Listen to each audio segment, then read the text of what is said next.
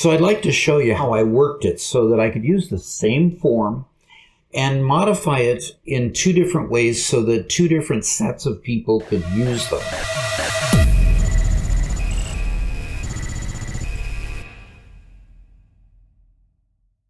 This is the bookstore database again. It's another feature that we rolled into the database. Now, basically we have people who do data entry tasks and then people who manage the data after the data is in there. So we've got an entry called Tester McTester here, and he represents the kind of person that just does data entry. So I'm going to choose that entry and I'm going to click OK.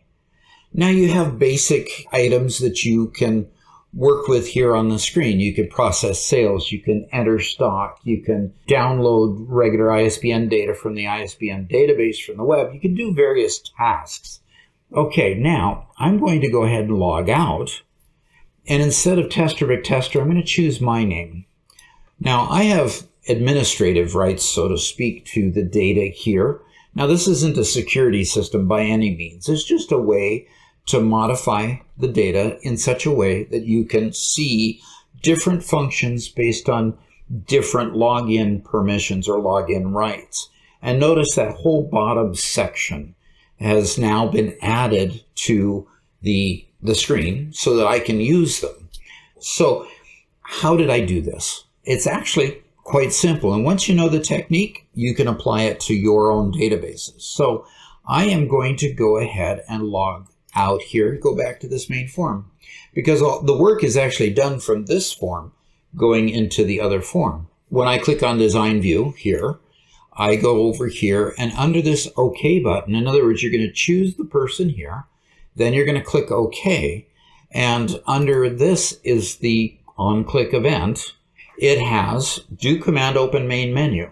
Okay, so it's opening the next form.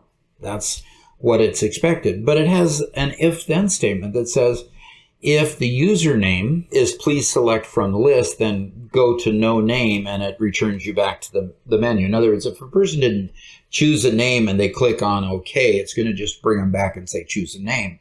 But then we have an embedded if statement there that says, if username dot column 1, in other words, I'm going to look at the second column, and if that second column equals -1, in other words, if it says yes, then we're going to make all of these controls on the next form, on the main menu form, visible. So forms, bang, main menu, bang, label 167, dot visible. So we're changing the visible property to true.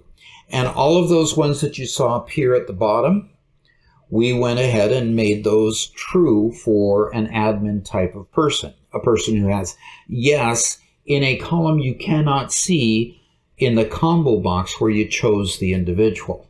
So there is where it checks it.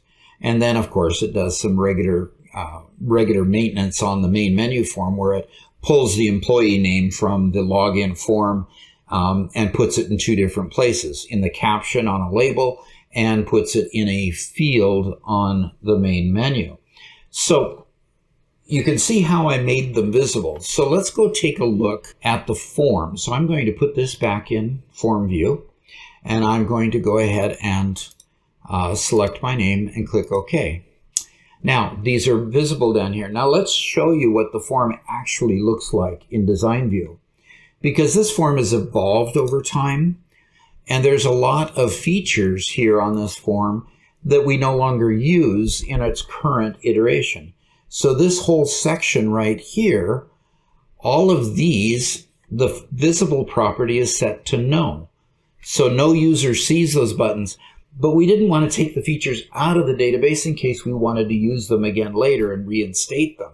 So we pushed them over there, and they're invisible to the user. Now, these are also set to no. So let's look at the property of one of these. I'm going to go to the property sheet here. And what you see, if I look at the All tab, come down here to visible equals no. So by default, this form has these set to visible equals no. Now, what that means is that if a person puts it in edit mode and comes back to it, they're not going to see those buttons at the bottom. Those controls would not actually be visible. So let's go ahead and close this. And I'll go ahead and put it back in form view, and you'll see what I mean. Notice the bottom ones are not visible, even though Robert up here is an admin, just like I am, Doc Hansen and Robert Hansen. We're both admins for this particular form. So if I log out, and then let me just show you, I can put Robert Hansen here and click OK, and come back in here, and Robert does in fact have access to these bottom ones. But you cannot get to these unless you come from the login form that lets you have access to those bottom ones. So this allows me to use a single form and allow certain groups of people to see certain things. Now, you could have several different columns off to the right that give different people different access to different things. You could have several if-then statements that check those values and make appear certain buttons and not other buttons, or certain features and not other features. It's just a way to make one form and make it basically available for everybody based on what you set in a particular table. Now, that table is called Table Employee. Table Employee list here. You can see that this is whether the person is active or not, and here's your yes, no admin field. Now, active or not lets the query know whether or not to show it on that drop-down list. Right now, we only have 3 people that are set to active. So myself, Robert, and Tester McTester that I put at the bottom here. So this is the table that controls the access to those things, and based on changing one or the other of these, I can either show the name, not show the name, and let them see those buttons or not see those buttons. So I hope this is helpful, and if it has been helpful, please hit that like button, let me know, and please subscribe so we can get this out to more people, and I hope to see you again. Thanks.